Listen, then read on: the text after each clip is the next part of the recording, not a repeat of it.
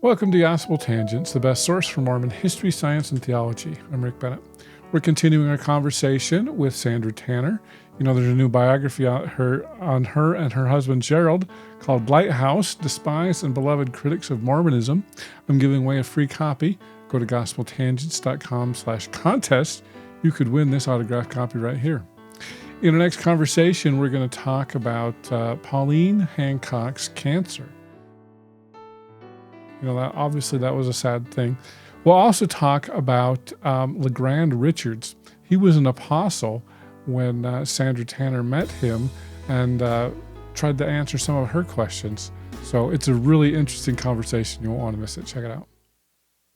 Back to Pauline. After we got married and we're going through all this study, and I got told off by my bishop, and but we were still hanging on the Book of Mormon. We still had work teachers, and we rotated through several sets. Because have you ever read David Whitmer's pamphlet? Well, you really should. Let me give you a copy of David Whitmer's pamphlet. You need to read that before we meet again, you know. And so that got us in trouble. Anyways, in September, Gerald asked me if I would take the train out to Missouri to meet Pauline's group. He had taken me around to different Christian churches. We were living in Southern California, 59 through summer of 60. We were in California.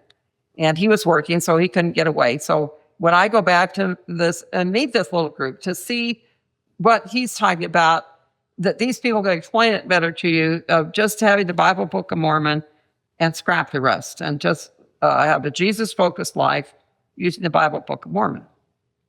So I went back there and met them all, talked day after day with Pauline.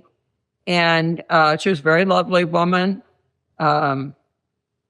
very convinced of her position, but she could talk friendly and relaxed with you about her position. But so she's telling me how her story of how she'd come to this point in her own life. And I went to church services, prayer meeting and stuff, and it would have been like going to, well, in some ways like a Pentecostal church, but they never spoke in tongues, but they believed in the gifts of the Spirit. But I don't know why they never developed tongues in that group. I mean, it seemed like it's such a... The do speak in tongues. The Temple Lot Church does speak in tongues. Oh, really? Occasionally, not very often. Yeah. But my understanding is they do. Yeah, well, I never heard it at Pauline's group. I never heard anyone talk about it. So I talked to a guy named Randy Sheldon, his father was William Sheldon, who was the president. Randy told me that it's pretty rare. Yeah. But it does happen occasionally. Right. Well, this group believed in healing and in the gifts of the Spirit, but nothing was ever said about tongues. When they sang, they would raise their hands in worship like you would see in a lot of Christian churches today. But I don't remember people clapping, but they would raise their hand in praise as they were singing, as opposed to the Mormons doing a Hosanna shout, which is all regulated. Everybody has to do the arms and the hanky at the same time, and that. I mean, we'll probably do. Let's see. Did they do that as part of the Solemn Assembly? No, that's just for temples. Okay, sorry. Yeah, I went to the dedication of the LA Temple. Oh, you did? Back in my teen years when I was a good Mormon.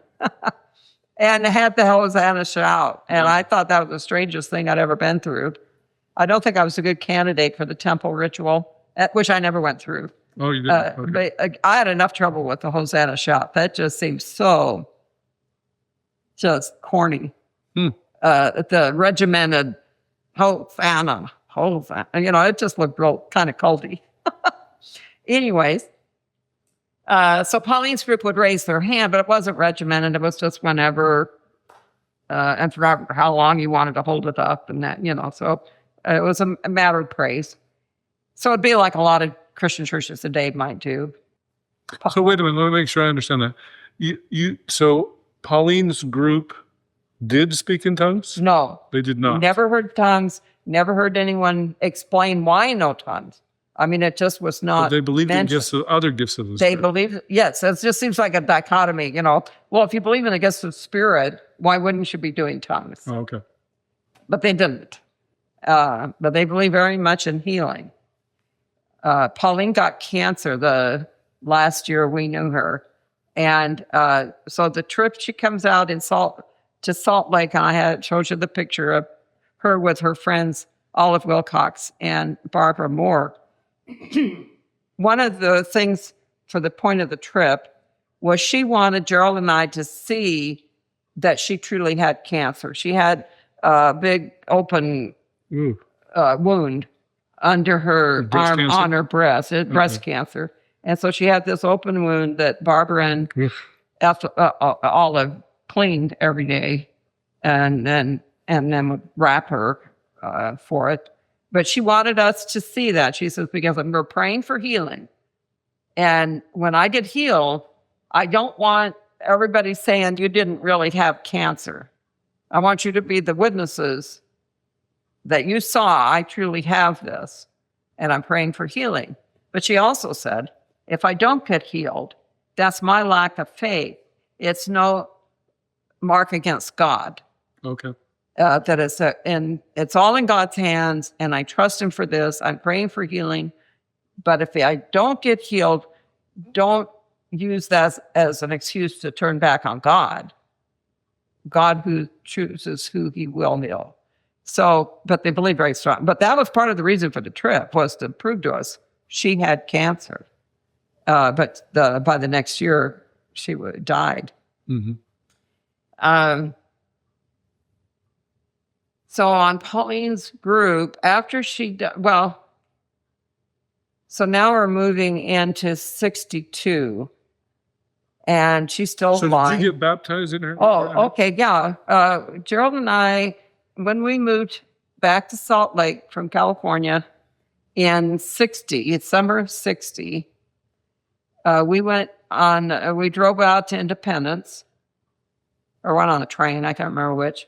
Anyways, we went back to Independence, and I got baptized at her little church. Now, Gerald had questions about the Book of Mormon at the time we got married that I didn't know about. And so early on, he was, like when we were in California, he was writing to Pauline about the problems he was having with the Book of Mormon. So at this time, you were still good with the Book of Mormon? Yeah. Okay. He did not talk to me about his questions on the Book of Mormon. I thought we were just sailing right along on Bible, Book of Mormon stuff, Well, he's privately writing to Pauline about, why does it have so much King James verbiage in it? I'm struggling with this. It doesn't seem logical that if this was a real translation, that this would have all this King James verbiage in it. I mean, God has to be translating King James English for Joseph Smith. Why? So when we went back to Missouri, by then I knew in summer of 60, I knew that Gerald had questions about it, but I didn't know how really serious they were. And so this was an issue then when I meet with Pauline about being baptized. I wanted to make a profession of my faith in Christ and have what I would consider a Christian baptism, not just because I'm joining the Mormon church. I wanted a Christian baptism. But she also wanted to make sure I believed the Book of Mormon. She did. She wanted to make sure of that before she baptized me. Oh, so she actually did the baptisms? Yes, she did the baptism. And so she wanted us to pray about the Book of Mormon the night before the baptism to make sure that we were ready to commit that we were going to follow God in both the Bible and Book of Mormon. So I pray, and I tell Gerald, yes, that God sent me conviction that the Book of Mormon is true, and I want to make a profession of faith with Pauline tomorrow. And so when Pauline met with us, she asked Gerald, so where are you at now on? So had he joined? He'd already been baptized a couple of years before me. Okay. and before I met him. So Pauline's wanting to know, Gerald straightened out now. Is he committed now to follow the Book of Mormon? because he has all these Because he'd written her these questions. And so in essence, it boils down to Gerald says, well, we prayed about it. Sandra felt that God had given her the spirit of testimony that the Book of Mormon is true. And so I'm going to go along with Sandra's commitment that if she feels she's had the spiritual confirmation, then I will accept her spiritual confirmation that it's true. And yes. And so that the Book of Mormon that the Book of Mormon was true. Now, in my mind, I didn't make that baptism meaning that I was in their group as a member committed to Bible Book of Mormon. I mean, I had much more of a independent view of my baptism than she did. But if I was committing to that, I believed the Book of Mormon, but I didn't really think in terms of joining another church. Oh, okay. I was getting baptized. You were getting baptized as a sign of commitment to Christ. Okay. And so no washing away sins or anything? Oh, yeah. I thought it would wash away sins. Oh, yeah, the baptism. Well, no, I felt like I had already listened to months before a Protestant minister in California sermon on a Saturday where he preached from 1 John chapter 4, herein is love, not that we love God, that he loved us and gave his son as a propitiation for our sins. And I had had a born-again experience as this minister preached that section and accepted Christ. So to me, the acceptance of Christ was independent of any church. It was a personal commitment to Christianity, to Christ. So you didn't feel like you were joining Pauline's group, but Pauline thought you were joining her group. Yeah, I thought of it more independently. Okay. I was already Christian, and this was a public declaration. I felt that the Bible Book of Mormon called me to a public declaration. So I'm making my public declaration. I'm going to follow God. And yes, I believe the Book of Mormon, but it all was it's the same package. I mean, I didn't really think that directly about I'm joining a new church. Or leaving an old church?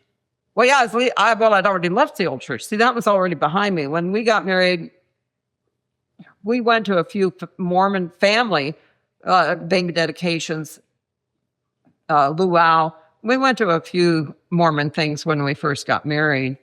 I mean, in the same ward, I know all the people in that. So we went to some different things.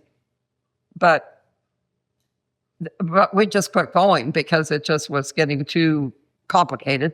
And of course, the bishop's meeting with me, trying to save the day, and I'm not being converted. So it's getting more tension there. But then we got our own apartment that moved us out of my folks' ward and put us into a different ward. And so that kind of broke that connection of people knowing us. The new ward, we never went to the new ward. I was going to college with the bishop's daughter, but I never knew him. But I knew his... The new bishop, Sandra. The new bishop. I knew his daughter went to school with her. But, so anyways, when we're back in Pauline's group, Gerald says, no, he's going to affirm the Book of Mormon now. But I don't know how long it took him to start questioning again, but he started questioning again. And he read Francis Kirkham's New Witness for Christ in America, which was a Mormon defense against Brody of trying to support the Book of Mormon. And Gerald just wasn't fully satisfied with Kirkham's answers. So he's struggling with that. When we moved back to back to Salt Lake, we originally had thought we were going to go all the way to Independence and live back there with that little group. But once we packed up everything, we had a little baby by that time and got in our old DeSoto. People don't even know about DeSotos. They had a different kind of gear system. We had a clutch. If you went in reverse, you had to use a clutch. But going forward, you didn't. Oh, wow. It was really crazy. You take it to a mechanic, and they'd look at that like, what? How do you put this thing in reverse? It was an antique when we bought it, but that's all we could afford. So, anyways, we drove our old DeSoto out to Missouri. So Pauline is under the impression we've joined her church, and we're settled on the Book of Mormon. But Gerald's still got nagging questions in his mind. And we moved to Salt Lake and meet with James Wardle, the barber, a lot, and using his library. We're still continuing all our research. We start mimeographing off little pamphlets and James books. Wardle is a member of Pauline's church? No, he's reorganized. He stays reorganized. Okay. But he's in line with Pauline's teachings and belief system. He was allowed to preach a couple of times at Pauline's church when he was back in Independence. And so James was kind of an odd fish of trying to figure out where he believed or where he fit in anything. But everyone recognized him as a historian of the reorganized church, knowing all about the problems and the Hedrichites and the Utah church and all of that. James had studied it all, had books on everything in his library about all this stuff. So he was friends with everyone. And he was important. He was the hub that put Gerald and me in contact and brought all these different threads together to where we ended up out at Pauline's church. But when we're coming to move to Independence, somewhere between California and Salt Lake, Gerald's decided, why don't we stay in Salt Lake for a while? Now, I'm assuming that Gerald must have, in the back of his mind, still had enough questions about the Book of Mormon that maybe we shouldn't commit ourselves to going to Independence yet. Let's stop at Salt Lake first and think this through for a few years, and we can always leave later. That's quite a pit stop. Yeah, so we stop at his folks in Salt Lake, drop all our stuff, and continue on out to Missouri, and where I get baptized and all that. But we come back to Salt Lake, and we're involved in all this study and everything. And this is when I meet with Apostle LeGrand Richards. Wow. Because of all this stuff with my bishop back in California, my mom's trying to get the Mormons to pull me back into the church because she'd rather have me Mormon than belong to this cult in Independence.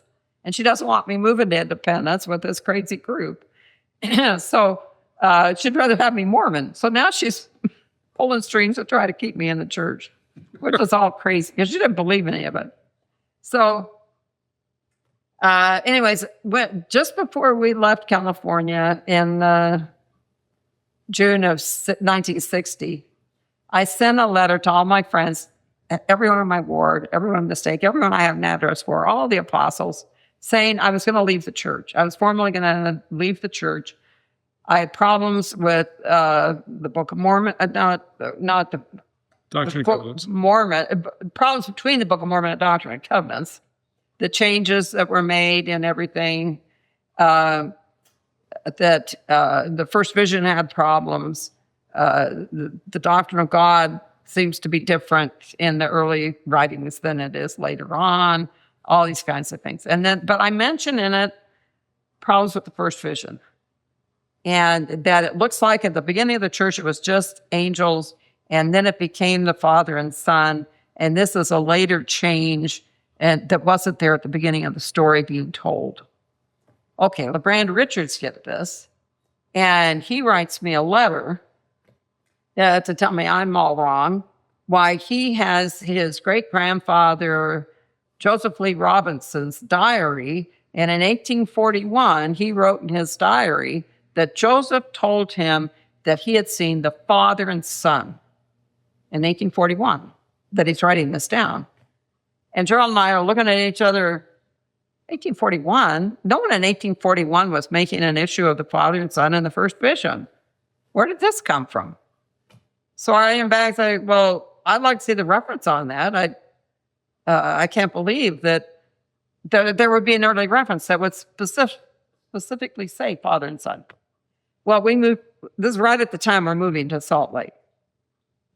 So we arranged with Apostle Richards to go up to the LeGrand Church office building on South Temple there to meet in his office to see his great-grandfather's journal, to see this 1841 account of the first vision. We get to his office. He's miffed because I brought Gerald along, because he originally thought that, well, if you can get this Mormon girl that's been so active in there, he could pull me back in. But then when I walk in with Gerald, he was immediately miffed that I brought this Doubting Thomas with me. So, but we want to see it. So LeGrand Richards hands us a piece of paper that's got typed extracts out of the journal. And Gerald reads the little couple of lines for this entry about the father and son. And he says, well, yeah, but this isn't the whole page. It's just these 2 lines. I thought you were going to show us the actual diary. Wow. LeGrand Richards was all miffed about us asking questions, questioning a prophet.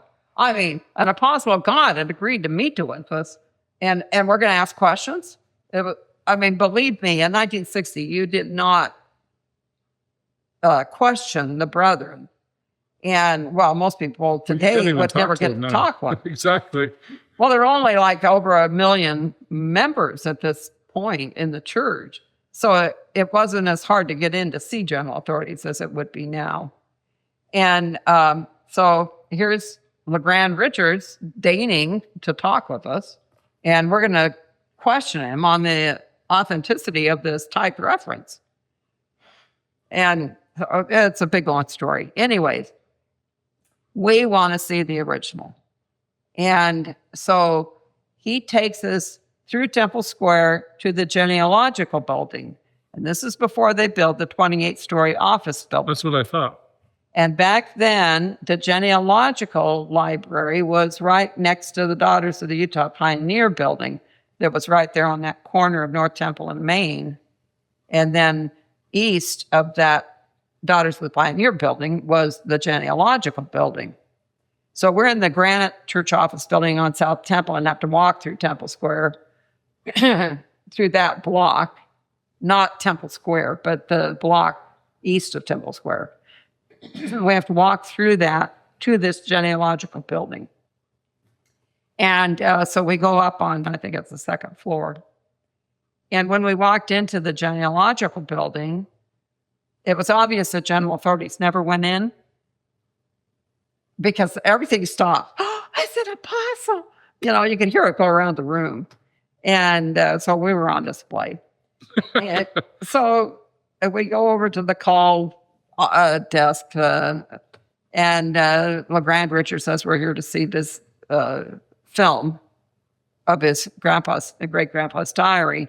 And we get there was a call card in the card catalog, and we had the call number for the slip to turn into the girl. And she comes out with the film and puts it on a reader for us. And this is back when the microfilm readers had a big hood that came up, and the film went on at the top and shown down on a plate area, I don't know.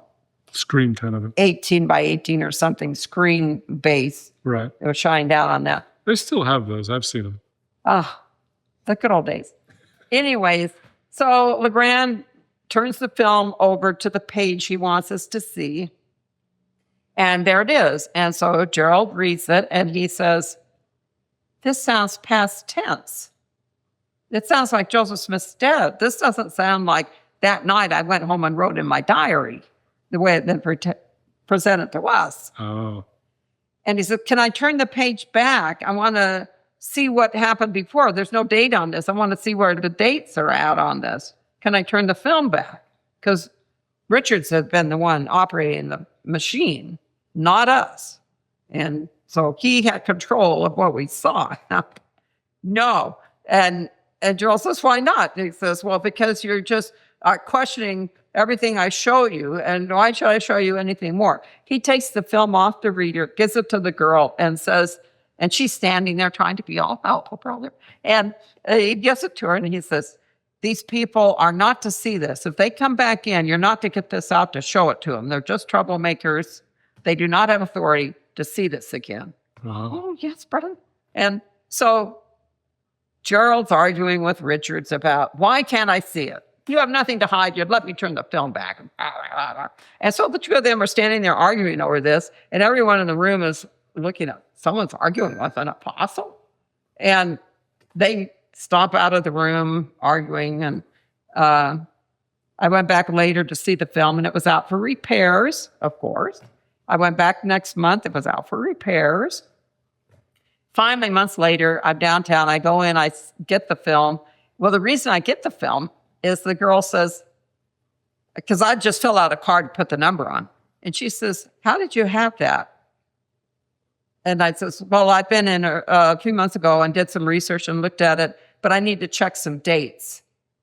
And she says, well, I wondered how you had the number because that card's been pulled out of the card catalog. And I says, well, yeah, I'd written it down and I'd looked at it before, but I just need to check some dates.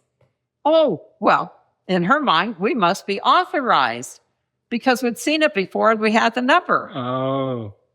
Okay. So she goes back. And Sneaky, Sandra. That's what we're going to I wasn't even being sneaky. I just tell her that's how we have it. So off she goes, gets the films, brings it out, puts it on the reader for us. We turn it over.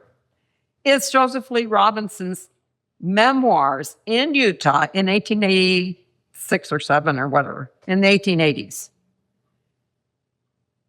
Long cry from, I went home that night and wrote it in my diary that Joseph told me about seeing the father and son. Mm-hmm. And the diary was 1841. No, this is 40 years later, him telling his memoirs. So it didn't do anything for us as far as proving anything on what Joseph would originally said about the first vision. Well, anyways, back to Pauline's group. So we're doing all this research. And we got into research on Book of Mormon, archaeology, geography, the Anthon transcript, critics of the Book of Mormon, Francis Kirkham's arguments. We met him at one point. That's another story. Nice old guy, back when we still believed the Book of Mormon. And he had us up to his house for dinner one night. Anyways, so we're studying the Book of Mormon stuff, and we're writing up a pamphlet, some material on the Book of Mormon. And Pauline's group knew that we'd been doing all this Book of Mormon study, and we were writing up this material on it. And so we get a call from one of them, might have been from the Wilcoxes. As soon as you get that printed off, we'd like to get like 20 copies for people at our church on what you finally write up on all this. And so this would be in the summer of 62. And Gerald says, maybe I should just send you one copy. And then if you think you really want to share it with the others, then we can send you more. But let's start off with just one, because by that time, we're doubting the Book of Mormon. Oh. And this first pamphlet is not hardcore against the Book of Mormon, but it raises questions. So you deconverted Pauline Hancock? Well, no, actually, Wes Walters did that. Okay. Wes Walters did? The group. Well, so in summer of 62, we're questioning the Book of Mormon. I read empty land. Well, so Gerald, it's funny, wait a minute, because we did all of this first vision stuff. Yeah. And now you're jumping into the Book of Mormon. Yeah. I mean, I know Gerald had a bunch of questions. Yeah. But so it kind of got shelved. The Book of Mormon stuff kind of got shelved at this point. Okay. And we were because we were trying to figure out if we believed the Book of Mormon. We were having little cottage meetings here in Salt Lake with some neighbor people on the Book of Mormon. So you're sort of a member of Pauline's church. You and Gerald are a member, and then there's this RLDS guy. James Wardle, Barbara. James Wardle. So there's basically the three of you that are just kind of studying this together, or is there more people? Well, there's just me and Gerald, and we contact James and Pauline and Wes Walters and all kind of people in our studies. Was Wes Walters here in Salt Lake? No, but we were in contact with him. He was just writing letters, basically. We don't meet Wes until must have been 61. Okay. And he starts putting some questions about the first vision as well. Yeah. So, but meanwhile, Gerald still has questions about the Book of Mormon. Yeah, and so we both read M.T. Lamb's book, The Golden Bible, printed in about 1887 or 89. M.T. Lamb was a minister here in Salt Lake and gave a series of public lectures around 1887. Everyone liked his lectures on the Book of Mormon, challenging the Book of Mormon. And so he put it into a book form. And I believe this is the first full-length, serious critique of the Book of Mormon. Internal structure, languages, Anthon transcript problems, Mayan script, all those kind of internal questions that would come up. This doesn't sound like a bunch of Jews. This sounds like a Christian group, you know. It doesn't fit time-wise. So Lamb goes through all these problems. We are struggling with it. We both approximately at the same time come to the conclusion that we can't see any way of saving the Book of Mormon, that historically it just doesn't make it. It doesn't fit the time period. They don't sound like Jews. They aren't really living the law of Moses. They don't seem to understand it. There doesn't seem to be any archaeological support. There's no artifacts. There's no manuscripts, no people group, no maps, nothing to support this book. Is it Joseph Smith's invention? Can we set it aside and just go on with Christianity?